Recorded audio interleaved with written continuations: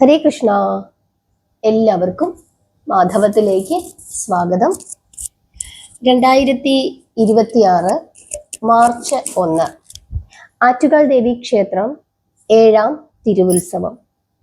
അന്നേ ദിവസം നമ്മൾ പ്രാർത്ഥിക്കേണ്ടുന്ന കഥ, നാമം, ക്ഷേത്രത്തിൽ ഏതു ഭാഗമാണ് തോറ്റം പാട്ടായി പാടുന്നത് എന്നുള്ള കാര്യമൊക്കെയാണ് നമ്മൾ ഈ വീഡിയോയിൽ ഉൾപ്പെടുത്തിയിരിക്കുന്നത്.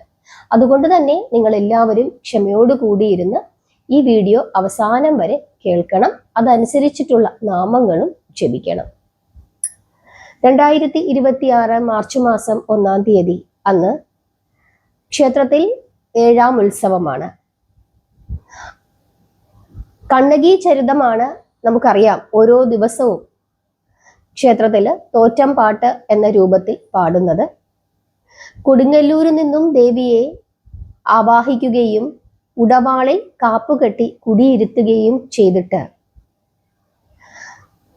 തോറ്റം പാട്ട് എന്ന രൂപത്തിൽ ആറ്റുകാൽ ദേവി ക്ഷേത്രത്തിൽ എല്ലാ ദിവസവും ദേവിയുടെ കഥ പാടാറുണ്ട്. ആദ്യത്തെ ദിവസമാണ്, അതായത് 1-ാം ഉത്സവ ദിവസമാണ് തോറ്റം പാട്ട് ആരംഭിക്കുന്നത്. അന്നാണ് ദേവിയെ കാപ്പുകെട്ടി കുടിയിരുത്തുന്നത്. തമിഴ് ഇതിഹാസമായ ചിലപ്പതികാരത്തിലാണ് കണ്ണകി ചരിതം പറയുന്നത്. ഇളങ്കോവടികൾ എന്ന കവിയാണ് ചിലപ്പതികാരം രചിച്ചത്. തമിഴ്നാട്ടിലെ മധുരയ്ക്കടുത്തുള്ള കാവേരി പൂമ്പട്ടണം എന്ന നഗരത്തിൽ ഒരു കപ്പൽ വ്യാപാരിയുടെ മകളായി കണ്ണകി എന്ന അതിസുന്ദരിയായ കൊച്ചുമകൾ ജനിക്കുകയാണ്. ആ നഗരത്തിൽ തന്നെ ഉണ്ടായിരുന്ന മറ്റൊരു ധനികനായിരുന്നു മച്ചാട്ടുവൻ. മച്ചാട്ടുവൻ ധനികനായ വ്യാപാരിയായിരുന്നു. മച്ചാട്ടുവന് ഒരു മകനുണ്ട്. ആ മകനാണ് കോവലൻ. കണ്ണകിക്ക് 12 വയസ്സായപ്പോൾ അച്ഛൻ കുട്ടിക്ക് വിവാഹം ആലോചിക്കുന്നു. അങ്ങനെ കോവലനുമായിട്ടുള്ള വിവാഹം നിശ്ചയിക്കുന്നു. ആ സമയത്ത് കണ്ണകിക്ക് 12 വയസ്സാണ് പ്രായം, കോവലന് 16 വയസ്സും. കണ്ണകിയുടെ അച്ഛന്റെ പേര് മനനായകൻ എന്നാണ് രേഖകൾ പറയുന്നത്. മനനായകൻ ധനികനായതുകൊണ്ട് തന്നെ വളരെ ആഡംബരപൂർവമാണ് മകളുടെ വിവാഹം നടത്തുന്നത്. കോവലനും, അതായത് മച്ചാട്ടുവൻ എന്ന ധനികനായ വ്യാപാരിയുടെ മകനായ കോവലനും ധനികനാണ്. അതുകൊണ്ട് വലിയ ആഡംബരപൂർവം ആ വിവാഹം നടന്നു. ഒരു വലിയ വ്യാപാര കുടുംബത്തിലേക്കാണ് കണ്ണകിയെ വിവാഹം കഴിച്ച് അയക്കുന്നത്. സുഖകരമായ ദാമ്പത്യ ജീവിതമായിരുന്നു അവര് നയിച്ചുകൊണ്ട് പോന്നത്. അങ്ങനെ ഇരിക്കുന്നതിന്റെ ഇടയിൽ ഒരിക്കല് കോവലൻ രാജസദസ്സിൽ വെച്ച് ഒരു നർത്തകിയെ പരിചയപ്പെടുന്നു. ആ നർത്തകിയുടെ പേരാണ് മാധവി. മാധവി സുന്ദരിയാണ്, നർത്തകിയാണ്. അവളുടെ സൗന്ദര്യത്തിലും നൃത്തത്തിലും ആകൃഷ്ടനായ കോവലൻ മാധവിയെ വിവാഹം കഴിക്കുകയും കണ്ണകിയെ ഉപേക്ഷിക്കുകയും ചെയ്യുന്നു. പതിവ്രതയായ കണ്ണകി ഭർത്താവിനെ കാത്ത് കണ്ണകിയുടെ വീട്ടിൽ തന്നെ കഴിച്ചു കൂട്ടുന്നു. സന്തോഷകരമായ കോവലന്റെയും മാധവിയുടെയും ജീവിതത്തിന്റെ ഇടയിൽ അവർക്ക് ഒരു മകൾ ഉണ്ടാകുന്നു. ആ മകളുടെ പേരാണ് മണിമേഖല. കുറച്ചു കാലങ്ങൾക്ക് ശേഷം രാജാവിന്റെ സദസ്സിൽ വെച്ചുണ്ടായ മറ്റൊരു പാട്ടുമത്സരത്തിന്റെ ഇടയിൽ കോവലനും മാധവിക്കുമിടയിൽ ചില തെറ്റിദ്ധാരണകൾ ഉണ്ടാവുകയും കോവലൻ മാധവിയെയും മകളെയും ഉപേക്ഷിക്കുന്നു. കോവലൻ തിരിച്ച് കണ്ണകിയുടെ അടുക്കലേക്ക് എത്തുന്നു. കണ്ണകി സന്തോഷത്തോടു കൂടി ഭർത്താവിനെ സ്വീകരിക്കുന്നു.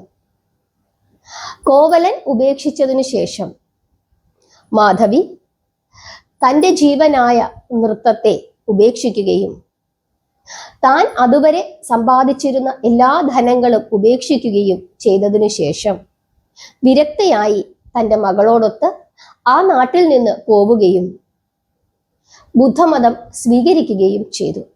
മാധവിക്കും ജീവനായിരുന്നു കോവലനെ. അതുകൊണ്ടാണ് താൻ ഏറ്റവും കൂടുതൽ സ്നേഹിച്ചിരുന്ന നൃത്തത്തെ വരെ ഉപേക്ഷിക്കുവാൻ മാധവി തയ്യാറായത്. അതിനുശേഷം കോവലൻ കണ്ണകിയോട് ചോദിക്കുന്നു, നമ്മൾ എങ്ങനെ ജീവിക്കും? അപ്പോഴേക്കും വ്യാപാരമെല്ലാം നഷ്ടപ്പെട്ടിരുന്നു. കണ്ണകി തൻ്റെ ഒരു ചിലമ്പ്, തൻ്റെ കാലിൽ ധരിച്ചിരുന്ന ചിലമ്പുകളിൽ ഒരു ചിലമ്പ് എടുത്തിട്ട് കോവലന് കൊടുക്കുകയും ഈ ചിലമ്പ് കൊണ്ടുപോയി വിൽക്കണം, എന്നിട്ട് കിട്ടുന്ന പണം ഉപയോഗിച്ച് നമുക്ക് വ്യാപാരം തുടങ്ങാം, അങ്ങനെ നമുക്ക് ജീവിക്കാമെന്ന് കോവലനോട് കണ്ണകി പറയുന്നു. അതനുസരിച്ചിട്ട് കോവലൻ രാജകൊട്ടാരത്തിലെ സ്വർണ്ണപ്പണിക്കാരൻ രത്നവ്യാപാരിയുടെ അടുക്കലേക്ക് ഈ ചിലമ്പുമായി എത്തുന്നു. രാജാവിൽ നിന്നും നല്ല വില വാങ്ങിച്ചു തരാം എന്ന് ധരിപ്പിച്ചിട്ട് കോവലനെയും കൊണ്ട് സ്വർണ്ണപ്പണിക്കാരൻ രാജാവിന്റെ കൊട്ടാരത്തിലേക്ക് എത്തുന്നു. അവിടെ വെച്ച് ചില നാടകീയ രംഗങ്ങൾ ഉണ്ടാകുന്നു. ആ സമയത്ത് രാജ്ഞിയുടെ ചിലമ്പ് മോഷണം പോയിരുന്നു. കോവലൻ കൊണ്ടുചെന്ന ചിലമ്പിന്റെ അതേ ആകൃതിയിലും രൂപത്തിലും ഫാഷനിലും ഉള്ള ചിലമ്പായിരുന്നു രാജ്ഞിയുടേത്. ഒറ്റ നോട്ടത്തിൽ ഇത് രാജ്ഞിയുടേതു തന്നെയെന്ന് തോന്നുമായിരുന്നു. അങ്ങനെ രാജാവും രാജ്ഞിയും ഈ ചിലമ്പ് പരിശോധിക്കുന്നു. സ്വർണ വ്യാപാരി ഉറപ്പിച്ചു തന്നെ പറയുന്നു, ഇത് രാജ്ഞിയുടെ ചിലമ്പാണ്, കോവലനാണ് മോഷ്ടിച്ചത് എന്ന്. യഥാർത്ഥത്തിൽ ഈ സ്വർണ വ്യാപാരിയാണ് ആ ചിലമ്പ് മോഷ്ടിച്ചത്. തന്റെ കുറ്റം കോവലന്റെ തലയിൽ കെട്ടിവെക്കുകയായിരുന്നു മനഃപൂർവ്വമായി ആ സ്വർണ വ്യാപാരി. അങ്ങനെ വിചാരണയൊന്നും കൂടാതെ പാണ്ഡ്യരാജാവ് കോവലനെ വധിക്കുന്നു. ഈ ഭാഗമാണ് നമ്മൾ കഴിഞ്ഞ ദിവസം വരെ പാടിയത്. ഇനി 7ാം തിരുവുത്സവം. 7ാം ഉത്സവ ദിവസം കണ്ണകി ദേവി അറിയുന്നു തൻ്റെ ഭർത്താവിനെ പാണ്ഡ്യരാജാവ് വധിച്ചു എന്നുള്ള വിവരം. അതീവ ദുഃഖിതയായി കണ്ണകി കരഞ്ഞുകൊണ്ട് കൈലാസത്തിലേക്ക് പോവുകയാണ്. അവിടെ ചെന്ന് മഹേശ്വരനെ പ്രാർത്ഥിക്കുന്നു. മഹേശ്വരൻ കണ്ണകിയെ അനുഗ്രഹിക്കുന്നു. അതിനുശേഷം ഭഗവാന്റെ അനുഗ്രഹം കൊണ്ട് കണ്ണകി ദേവിക്ക് തൻ്റെ ഭർത്താവിനെ ജീവിപ്പിക്കുവാൻ സാധിക്കുന്നു. 2026 മാർച്ച് മാസം 1-ാം തീയതി ആറ്റുകാൽ ദേവീ ക്ഷേത്രത്തിലെ 7ാം ഉത്സവ ദിവസം, അന്ന് ദുഃഖദിനമാണ്. അന്നാണ് ദേവി അറിയുന്നത് തൻ്റെ ഭർത്താവ് കൊല്ലപ്പെട്ടു എന്നുള്ളത്. ദേവി നെഞ്ചത്തടിച്ച് നിലവിളിക്കുകയാണ്. കരഞ്ഞുകൊണ്ട് ഭഗവതി കൈലാസത്തിലേക്ക് യാത്രയാകുന്നു. അവിടെ ചെന്ന് ഭഗവാനെ പ്രാർത്ഥിക്കുന്നു. മഹേശ്വരന്റെ അനുഗ്രഹം കൊണ്ട് കണ്ണകി ദേവിക്ക് തിരികെ വന്ന് തൻ്റെ ഭർത്താവിനെ ജീവിപ്പിക്കുവാൻ സാധിക്കുന്നു. ഇത്രയും ഭാഗമാണ് നാളത്തെ ദിവസം പാടുന്നത്. അതായത് ഇന്നത്തെ ദിവസം പാണ്ഡ്യരാജാവ് കോവലനെ വധിക്കുന്നു. നാളെ നേരം പുലരുമ്പോൾ ദേവി നിലവിളിക്കുകയാണ്, കരയുകയാണ്. തൻ്റെ ഭർത്താവ് മരണപ്പെട്ടിരിക്കുന്നു. അതുകൊണ്ട് തന്നെ നാളെ ക്ഷേത്രത്തിൽ ദുഃഖദിനമാണ്. 7ാം തിരുവുത്സവമായ നാളെ നട തുറക്കുന്നത് രാവിലെ 7 മണിക്കാണ്.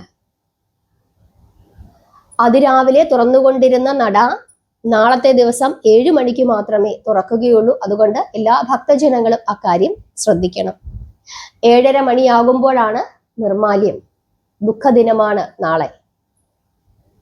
മിക്കവാറും എല്ലാവരും ഞായറാഴ്ച നോക്കി ക്ഷേത്ര ദർശനത്തിന് വരും. നാളെ ഭയങ്കര തിരക്കായിരിക്കും. പ്രത്യേകിച്ച് രാവിലെ ക്ഷേത്രം തുറക്കുകയുമില്ല. അക്കാര്യം ഒന്ന് ശ്രദ്ധിക്കണം. അപ്പൊ നാളത്തെ ദിവസം നിങ്ങൾ ഭഗവതിയെ പ്രാർത്ഥിക്കുമ്പോൾ ദേവിയുടെ ദുഃഖത്തിൽ പങ്കുചേരണം. നിങ്ങളുടെ മനസ്സിലും ആ ദുഃഖം ഉണ്ടാകണം. കാരണം വളരെ കാലം പിരിഞ്ഞിരുന്ന ഭർത്താവ് തിരികെ വന്നിരിക്കുകയാണ്. യാതൊരു കുറ്റവും ചെയ്യാത്ത ഭർത്താവിനെ യാതൊരു വിചാരണയും കൂടാതെ പാണ്ഡ്യരാജാവ് വധിച്ചിരിക്കുകയാണ്. അങ്ങനെ കോവലനെ വധിച്ച പാണ്ഡ്യരാജാവിന്റെ പേര് നെടുഞ്ചെഴിയൻ. നെടുഞ്ചെഴിയൻ തൻ്റെ ഭർത്താവിനെ വധിച്ചു എന്ന് ദേവി അറിയുന്നു. ദേവി നിലവിളിക്കുന്നു. കരഞ്ഞുകൊണ്ടിരിക്കുന്ന ഭഗവതിയുടെ കൂടെ നിങ്ങളും ഉണ്ടാകണം. ഭഗവതിയെ ആശ്വസിപ്പിക്കണം. ഭഗവതിയുടെ ദുഃഖത്തിൽ നിങ്ങളും പങ്കുചേരണം. കൈലാസത്തിലേക്ക് പോയി ഭഗവതി മഹേശ്വരനെ പ്രീതിപ്പെടുത്തുമ്പോൾ ഭഗവതിയുടെ കൂടെ ഒരു നിഴലായി നിങ്ങളും ഉണ്ടാകണം, നിങ്ങളും പ്രാർത്ഥിക്കണം. തിരിച്ചു വന്ന് ഭഗവതി കോവലനെ ജീവിപ്പിക്കുമ്പോൾ അവിടെ ദേവിയുടെ സന്തോഷത്തിൽ നിങ്ങളും പങ്കെടുക്കണം. അവിടെ ദേവിക്ക് സന്തോഷം മാത്രമല്ല ഉണ്ടാകുന്നത്, ഭർത്താവിനെ ജീവിപ്പിച്ചു എന്നുള്ള ഒരു ആശ്വാസം ഉണ്ടാകുന്നുണ്ട്. പക്ഷെ സന്തോഷമല്ല, വീണ്ടും പ്രതികാരദാഹിയായി കണ്ണകി മാറുന്നു. അതുകൊണ്ട് തന്നെ ആ ഒരു മാനസികാവസ്ഥയിൽ വേണം നാളത്തെ ദിവസം നിങ്ങൾ കഴിച്ചു കൂട്ടുന്നതിനായിട്ട്. ഞാനൊരു നാമം പറഞ്ഞു തരാം, ആ നാമം ഉപയോഗിച്ചിട്ട് ഭഗവതിയെ സ്തുതിക്കണം. നമസ്തേ ശരണ്യേ ശിവേ സാനുകമ്പേ, നമസ്തേ ജഗത് വ്യാപികേ വിശ്വരൂപേ, നമസ്തേ ജഗത് വന്ദ്യ പാദാരവിന്ദേ, നമസ്തേ ജഗത് താരിണി ത്രാഹി ദുർഗേ. ഈ നാമം 108 തവണ ജപിക്കണം. ഇല്ലെങ്കിൽ 21 തവണയെങ്കിലും ഏറ്റവും കുറഞ്ഞത് ജപിക്കണം. ഈ നാമം ജപിക്കുന്നതിന് മുമ്പ് സർവമംഗളമംഗല്യേ ശിവേ സർവാർത്ഥ സാധികേ എന്നുള്ള നാമം 7 തവണ എല്ലാ ദിവസത്തെയും പോലെ ജപിച്ച് ഭഗവതിയെ നമസ്കരിക്കണം. അതിനുശേഷം വേണം ഈ നാമം ജപിച്ച് ഭഗവതിയെ സ്തുതിക്കുന്നതിനായിട്ട്.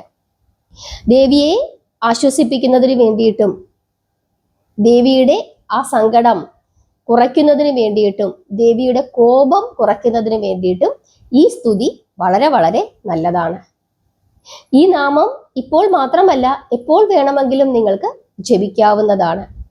വളരെ ശ്രേഷ്ഠമായ ഒരു ദുർഗാ മന്ത്രമാണ്. അതുകൊണ്ട് തന്നെ എല്ലാ ദിവസവും വേണമെങ്കിലും നിങ്ങളുടെ നാമത്തിൽ, നിങ്ങളുടെ നാമജപത്തിൽ ഈ ഒരു ജപം കൂടി ഉൾപ്പെടുത്താവുന്നതുമാണ്.